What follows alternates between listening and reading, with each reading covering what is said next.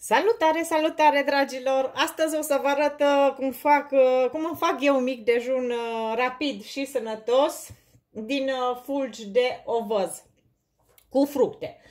Vreau să vă spun că astăzi vreau să am o zi plină de energie și trebuie să luăm în considerare cerealele integrale.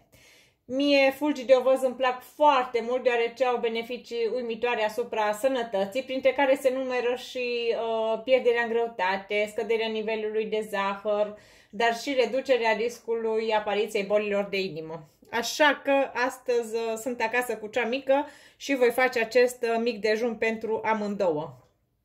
O să vă arăt cum îl fac mie și cum îl prepar pentru ea. O să avem nevoie de 500 de grame, am eu aici lapte de alune de pădure. Dacă vreți o să vă arăt cum fac eu laptele vegetal.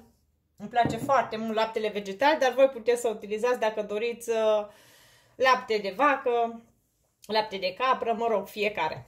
Deci avem aici 500 de grame de lapte, 5 liguri de cereale de ovăz. Eu am aici cereale integrale.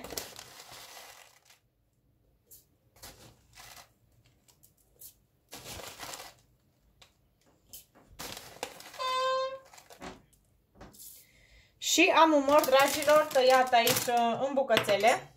O să-l pun tot aici. Iar această compoziție o să o duc pe foc pentru 5 minute. Compoziția tocmai a început să fiarbă, așa că o să mă mai las încă aproximativ 5 minute sau până se îngroașă. Au trecut aproximativ 4 minute, iar terciul este gata. Uitați cum arată, mie îmi place așa mai moale. Este ok. Iar acum o să-l pun în farfurii. Am aici două farfurii, așa că o să împart terciul în două părți. Stați așa că cea mică, am aici două linguri de ciocolată, cea mică îi place cu ciocolată, așa că o să-i pun cacao. Este cacao aceea pentru copii cu zahăr.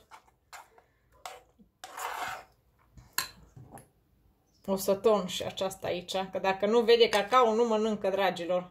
Așa că îi pun puțină cacao ca să mănânce terciul de ovăz. Așa.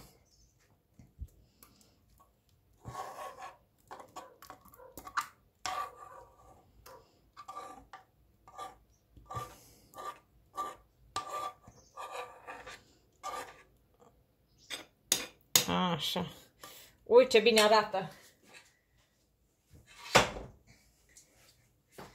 Iar terciul meu, pentru că mie îmi plac foarte tare fructele, o să mai pun deasupra câteva fructe. Am aici niște afine.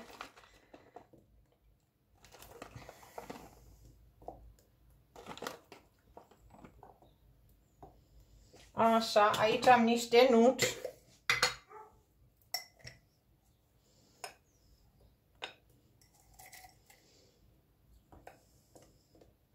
Vreau să vă spun că terciul de ovăz este micul meu dejun preferat. Așa, și pentru că nu am adăugat, după cum ați văzut, zahăr deloc, o să pun puțin sirop de agave, am eu aici. O să pun puțin peste al meu. Așa, este suficient. Bun, dragilor, așa că avem un mic dejun sănătos, după cum ați văzut, foarte rapid. Dacă preparați terciul de ovăz așa cum l-am preparat eu cu lapte vegetal, o să puteți să faceți acest mic dejun rapid și sănătos și pe timp de post. Sau dacă sunteți vegani, de asemenea puteți să mâncați acest terci delicios și sănătos. Cu multe beneficii pentru sănătate, sper să-l faceți. Ne auzim la următorul tutorial. Ciao, ciao, vă pup!